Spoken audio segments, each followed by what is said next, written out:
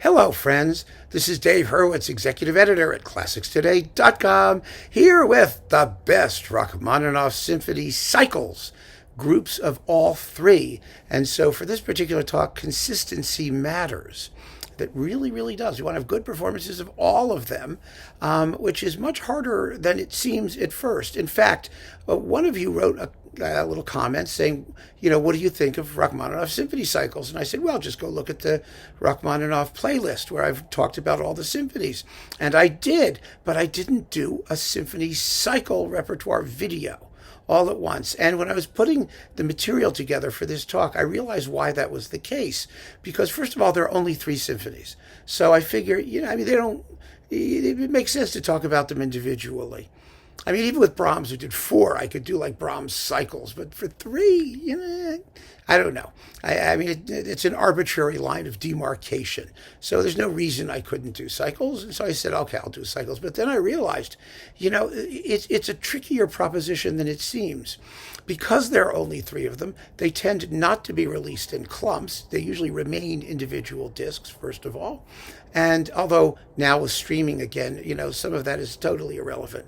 I know I'm a dinosaur talking about physical product and the way product is actually released by the record labels as physical product, but that's how I think. So I have to divest myself of that prelapsarian thought process, I think, when I deal with some of these things. But the other thing was these symphonies are just so wildly dissimilar in terms of their impingement on the public consciousness. I mean, the Second Symphony is far and away the most popular of the three. The first didn't exist until after Rachmaninoff's death because, he abandoned it and it was thought, destroyed after its disastrous premiere and only later reconstructed from existing orchestral parts. So we didn't really know the first for a very, very long time. And then everybody thinks that the third isn't as good as the second, and it probably isn't. I mean, it's a late work. It's a little bit more elusive melodically, let's put it that way, although it does have that fabulous tune in the first movement. And it's just never really caught on. Whereas the symphonic dances from about the same period, which was Rachmaninoff's last orchestral work, that's caught on. I mean, that's turning out to be one of his masterpieces. But the Third Symphony, maybe because he called it a symphony, who knows? Just doesn't get the respect of the second, and even in some respects the first, which I think is the best of the bunch, and so do a lot of fans of the composer. So finding a Rachmaninoff cycle that really does justice to all three was a bit of a job. But I have more than a dozen of them here, and we're going to go through them, and we'll see where we start, where we wind up. Where we start. We're going to see where we wind up, and we'll take it from there. Now, I have to say straight off, there are three cycles I want to mention that I don't have sitting here in front of me, and some of them are quite good, but they're very hard to source, and so I'm not going to make a big deal of them. The first one is Andrew Litton's. Andrew Litton did it on Virgin. It was one of the first major productions of Virgin Classics when Litton was with Bournemouth. He's a wonderful, wonderful Russian music person. And it's a very, very fine Rachmaninoff symphony cycle. But I last saw it on Amazon. I was checking today for something it was reissued on a twofer. Originally, there were individual discs. And I saw those floating around from various sellers. But the twofer with all three symphonies was something like $87 for two Virgin CDs. So I'm not dealing with that. I just can't. I think that's crazy. But it's very good. It's really very good. The other one that I'm not talking about, well, I am talking about it. I'm not waving them around in front of you. The other one is Andrei Previn's. And Andrei Previn is sort of typical of what happens with the consistency issue because everybody agrees that his Second Symphony is excellent and 1 and 3 are less interesting. They're not bad, not by any stretch of the imagination, but they're not as good, as powerful as his version of the Second Symphony. And you get a sense that he was doing the others because he did the second. He could. And in any case, that cycle, which was once available in a little boxlet or as a twofer, is now stuffed into the giant Warner Andrei Previn complete, EMI HMV recordings box. that's where those are. So, if you have the Previn box, you'll have them, and they're perfectly fine, and you should enjoy them. But if you don't, you can't really get them easily any other way, unless they're available as streaming objects. And then, finally, last but not least, a more recent one was Gergiev with the LSO. Now, that has a pretty good Second Symphony. Most people do the Second Symphony well. It's the one they know, rather than the one they have to learn. And Gergiev, whatever one feels about his politics and his other things, and he's not a learner. I mean, let's not kid ourselves. When he has to do something, he was at one point in his career when he had the Kirov Opera and he was doing all those Russian operas, and it was wonderful. But his Rachmaninoff Third is just about the worst thing I've ever heard in my life. It was a CD from hell on ClassicsToday.com, and if you're a ClassicsToday.com insider, go ahead and have a look at my review of his Rachmaninoff Third. It's just horrible, and so it rules the whole cycle out of court. It really does. And so I'm not dealing with Gergiev. So those three I need to put aside for the moment. And now let's talk about the ones I will cover. Shall we? Well, we'll cover. We'll wave around in front of you because they all have their various virtues in the consistency area. They don't have any weak links. They may not be your favorite. They may not be the best by general consensus, to the extent we know what a general consensus is these days, but they're all really solid, and that's the point. And that was my criterion in putting this list together. So let's start with a very interesting cycle that's on the alto label. This is Pavel Kogan with the Moscow State Symphony Orchestra. This was its first release on CD, apparently. They were recorded in 1990 in Moscow. It's one of the better Russian cycles. It really is. It's very, very good. The recordings are a little bit studio bound, but the interpretations are very idiomatic Russian, solid, good jobs all the way around. And there are 3 discs, and they're on alto, like I said, and they're worth hearing.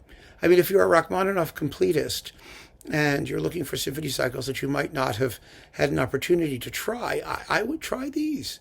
Give them a shot. I think you'll be impressed. So that's that cycle. Next, let's see. Oh, yeah.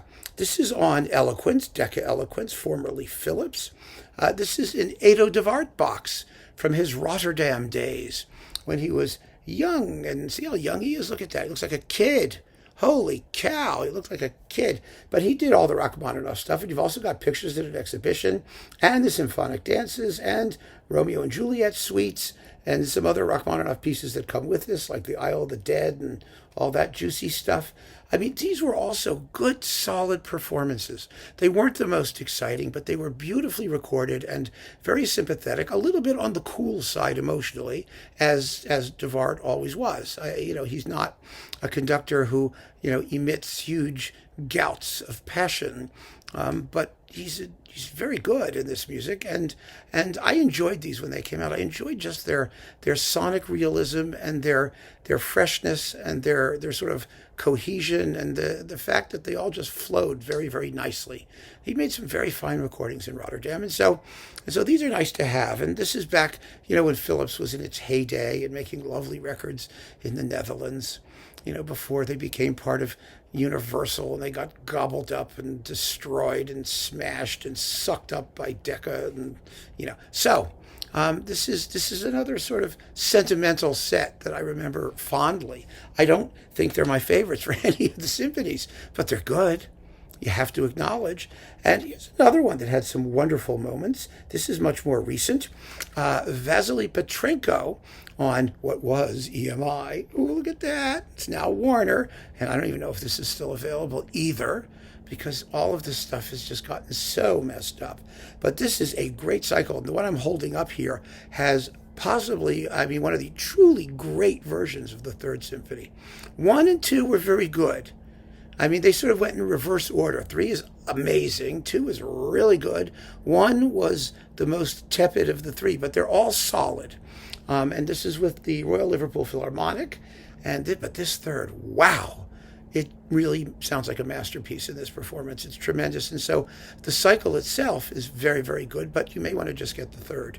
So I'm going to have to do it that way because because finding these things all together can be quite challenging now. Hopefully they're available as digital downloads. So Petrenko is definitely worth considering as a very, very good cycle. And then we have, this is a classic, a classic because it's a few decades old, Lorin Maazel with the Berlin Philharmonic. Now, Maazel is a weird conductor. He was always strange. He was always emotionally somewhat cool and distant, but a phenomenal orchestral technician. And he gets amazing results from the Berlin Philharmonic. The problem with this cycle was not the performances, which are extremely consistent throughout. They really are. They're all razor sharp, exciting, somewhat again on the cool side. They don't have crazy push me, pull you approaches to tempo and huge retards at the climaxes, and they don't sweat and heave and pant and drool the way some people like. But they're very, very well done and beautifully played. But they were never all that well recorded, and that was the problem, because they were early DG digitals, and the digital sound was kind of glassy and glary, particularly in the Third Symphony, which is definitely one of the best performances. It's a very modernist view of the work. I like that. I mean, it sounds like Rachmaninoff was really, in the process of evolving a slightly different style from that just late romantic, decadent doom and Russian gloom style. And this performance really highlighted that and did it quite well. But unfortunately, the sonics were a little scruffy. They sound better, I think, than they did originally on LP, on these CDs. This is a box, by the way, that comes with the piano concertos with Tamas Vasari and Yuri Aronovich. And so those were fun to have, with the Paganini Rhapsody, too. Those are fun to have. They're nice to have. I like Vasari. He's a very fine pianist. But these performances of the symphonies, you also get the rock and vocalese and the intermezzo from Alecco and the Isle of the Dead, and a razor-sharp symphonic dances. Again, with sonics that are hardly state-of-the-art, which is such a pity. But, it's not a bad cycle either. And then we have, let's see. Oh, yeah. This is sort of another childhood fave. Leonard Slatkin with the St. Louis Symphony on Vox. Now, this set is surprisingly good. It took a long time. Let's put it this way. Slatkin made these recordings for Vox, and back in the day, there was this unfair relationship between the price of the disc and the quality of the result. And the label that shattered that sort of prejudice was Naxos, because Naxos, made a career of doing, now Naxos isn't even so much a budget label anymore. It's more a mid-price label. But at the time, you assumed that if you bought something budget, you got second rate. But a lot of things that Vox recorded were not second rate. And Slatkin's Rachmaninoff was never, ever, ever second rate. It was always terrific. He really had a feeling for Russian music, or has a feeling. He still does, because he's out there. And as you know, he's communicated with us. And when I did his 10 best recordings, he participated. He's been really a good sport about all of this stuff, which is really rare in the performing arts industry. It's so refreshing. So I like the guy personally, and you may think that prejudices me in his favor. I don't think it does, because if you look at the reviews I've written, they've been, I think, pretty fair, plus and minus. But his Rachmaninoff is first rate, and this is a very, very good Rachmaninoff cycle. It's not state-of-the-art sonically. The performances, again, are very strong all the way through, completely consistent. And so I like them, and I still like hearing them. I think that his later work in St. Louis became even more powerful and more vivid than these recordings. These were early ones. Maybe his first. They were maybe among his first in St. Louis. They were from 1976 to 79. So yeah, they're very, very early. But they were very fine, and it was a wonderful way to get to know the music for those of us who did not have big budgets. And so I point them out here, just so that you know that they're contenders. They always were, and they always will be. After that, we need to talk about some of the more major label, heavy hitters, which have some surprises in store. One of them was this. This is Ashkenazy with the Concertgebouw. Now, Ashkenazy as a conductor had his pluses and minuses. This cycle has what is, to my mind, the most powerful, gut-wrenching performance of the first symphony that anyone ever did. The coda to the finale is just devastating. It's unbelievable. Nothing else comes close to it. Really, it just doesn't. It's stunningly recorded. The rest of the cycle was not as well recorded, especially the second, which is a little cloudy, and the third, which is a good, straightforward performance with, wonderful playing from the Concertgebouw, but no special insights on Ashkenazy's part. So it's a solid cycle, but it's the first symphony that really makes it. I don't mind cycles that are inconsistent in terms of excellence, where something is stunningly superb and the rest is all very good. Petrenko's was that way, where the third is just amazing and the rest is very good. Well, here the first is amazing and the rest is very good. I do have a problem with cycles where something is a disaster and the rest might be very good. Those I rule out. So there's nothing wrong with this, and this is the one that everybody was flogging for decades. And, you wouldn't go wrong for it. But I don't like this performance of the symphonic dances that's in here. I think the third is, as I said, rather ordinary. The second, with better sound, I think would have been more powerful. And the first is dynamite. Unbelievable. So you got to get that first, no matter what happens. And you don't have to get this box thing either, because there was a Decca twofer that just has the 3 symphonies. So you can do it that way. And that may be a better way to go and not, have all the other stuff. Now, this one, this is wonderful. This was released. I remember when this was released. I'll tell you a little story about this. This is the last Slatkin that was a co-production with Canyon Classics in Japan. And like his Tchaikovsky cycles, there were 2 of them, a live one from Tokyo and a studio one. The sonics are just amazing. Really, we hadn't had an opportunity because of Melodia, to hear what these Russian orchestras really sounded like when they weren't recorded by, it sounded like amateurs with their screechy phones. And I don't know what the deal was with Melodia, but boy, is this hot.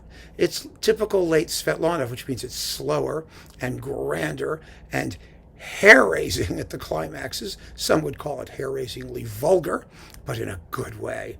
And when this came out, it was distributed at the time by Qualiton. And Qualiton released these things, and they were mispriced. I remember it vividly because I saw them from some other sources for they were 3 discs or whatever it is, or 4 discs for $60, some crazy amount of money. Yes, 4 discs, because you get the symphonic dances and you get the usual stuff, the rock and the Isle of the Dead, and all the short works. And I saw them, they came out for less than $20. And so I bought all of them. I bought 10 of them and gave them away to my friends. I cornered the market. I got them all from Qualiton at the time. And then they realized that their mistake, and the price went up again. And that was that. I'm not sure if this cycle was re-released as part of that endless Melodia Slatkin series that principally came out in France, but some of it's around because there is an earlier Rachmaninoff cycle on Melodia, and it's not anything like this. It's just not even within 100 miles of this in terms of power and intensity and passion and knockout sonics. So if you can find this, it's definitely worth getting. Let me tell you what the date is. It says 1996 is the print date for this. I don't know if they have actual recording dates. I'm sure they do on the back here. They may be, they're in English, thank God. Yeah, it was recorded in 1995. So if you can find the 95 Rachmaninoff cycle with Slatkin, you really should get it. It's the Russian cycle to own. It's really quite stunning. Fabulous. So that's nice. So there's that one. Next, let's see. We have to talk about Ormandy's. Now, Ormandy, this is one piece of it, but I just checked with Amazon. Again, Ormandy's Rachmaninoff symphonies was originally, or not originally, but eventually released as a twofer, a Sony twofer, and it was out of print for the longest time. But I just looked before doing this video, and it's back. It's back on Amazon, and it's cheap. It was $14.95 for 2 discs. So I'm telling you now, and I know there'll probably be a rush to the stampede to the, to Amazon or wherever. If you can find it, you should have it. You got to have it. Now, the second symphony, of which this is the original cover edition, it's in the Ormandy, original jacket box. It's the old version with all the cuts that Rachmaninoff authorized. And if you don't like those cuts, and I personally like the complete work, I'd rather hear the whole enchilada than to hear the cut version. But, we don't always have a choice. Ormandy re-recorded it on RCA without cuts. And you might like that version, too. It's very, very good. But I think this one has a little bit more, Ormandy was more comfortable with the standard version, the cut version. And you also get 1 and 3, which are marvelous. And the Philadelphia Orchestra and Rachmaninoff had that relationship. It's very interesting. He had a much better relationship, more long-term. And, sort of, if you want to get authentic Rachmaninoff, let's put it that way, the orchestra that he had the relationship with was Philadelphia. It wasn't anything in Russia because he'd left Russia. And so there was no tradition in Russia of playing some of these works in the same way that there was in the United States under Ormandy and Stokowski with the Philadelphia Orchestra. So these are recordings that you really ought to hear. They carry the imprimatur of the composer, at least to a degree. I mean, Ormandy was his own man, of course. But I really think that they're wonderful performance, and the playing is fantastic. And the sonics aren't bad either. I mean, they were recorded mostly in the early 60s, late 50s, early 60s. This one was, does it say? It's so tiny. Oh, my God. Who could even read this? I can't read it. I'm not even going to try. I mean, here. you read it. There it is. Have a good time. But anyway, they're absolutely historically wonderful, idiomatic, beautiful interpretations, glowingly played. So Ormandy is definitely a must. And we're down to the last two. And we'll have covered something like, 12, 13, 14 cycles, a whole bunch of them, which is pretty good, I think. Here we are. This is Maris Jansen's. One of the best things he ever did, period. Mostly because he has the St. Petersburg Philharmonic, which is at this point, used to formerly, see, it still had parenthesis, Leningrad. This was just at the time when Leningrad became St. Petersburg again, and the playing is phenomenal, and the performances are stupendous. The sonics are a little bit low level, but they're perfectly fine, and you get dynamite symphonic dances in this box. And you also get this is also with the piano concertos and other goodies. It works for orchestra. Yes, it has the piano concertos with Mikhail Rudy playing the piano quite well, but these are wonderful performances of the symphonies. Really one of the best modern cycles out there, and certainly one of the best things that Jansen's ever did. They are sharp and exciting and really, really razzle-dazzle good. Just good with the Russian orchestra at tip-top form, first rate. And it's still available. By the way, they've changed this to Warner, and they're around, so I know that. However, I have to pick what I think is the most consistent, best recorded, overall Rachmaninoff cycle. I would have to say that it would be Slatkin on Naxos. He moved from Vox to Naxos, and now Naxos owns Vox. But, I mean, the fact that he's done 2 Rachmaninoff cycles is an indication of just how passionately he feels about the music, number one. But these are stunning performances. There are no weak links. They are magnificent. You can read the reviews on classicstoday.com if you'd like. I reviewed all 3 of these, and it's with the Detroit Symphony. And, and it also says something, I think, about Slatkin's ability as a conductor. And I just have to throw this out there. It's one thing when you're like Jansen's and you get St. Petersburg doing Rachmaninoff, or you're Ormandy and you get Philadelphia doing Rachmaninoff. And it's amazing how many people have done horrible Rachmaninoff in Philadelphia. I mean, mostly Charles Dutoit, who I talked about in one of his, great artist Bad Day videos, one of my videos on that topic, because his Rachmaninoff was horrible. And it was with Philadelphia. It should have been marvelous. But Slatkin did wonderful, idiomatic, fabulously convincing Rachmaninoff in St. Louis and then in Detroit. And I dare you to compare these performances to anything else out there by anybody out there. And if you are really open-minded about it and dispassionate, you will be able to readily acknowledge that there is some stunning playing going on here. And it was the same thing with Petrenko and Liverpool. It's the same thing there. I mean, the supposed second-tier orchestras on any given day can do unbelievably fine work. The difference is the conductor. And Slatkin's Rachmaninoff is one of the, I think, great musical events of the modern day, because you've got a guy who just knows it cold and knows how to project it cold, and he makes the orchestra play. And he gets the credit for it. I mean, the orchestra does a wonderful job too, but he really deserves the credit for this absolutely outstanding, marvelous, first-class Rachmaninoff cycle. And I could talk about others, but, I think that's enough. We've had a dozen or more Rachmaninoff symphony cycles. I think if you want to get a great cycle, get this series. Get Janssens, I have to say. Get Ormandy. We have Ormandy. If you can find Svetlanov, there's Svetlanov over here. Get Svetlanov. And those top four, you're really going to be in business.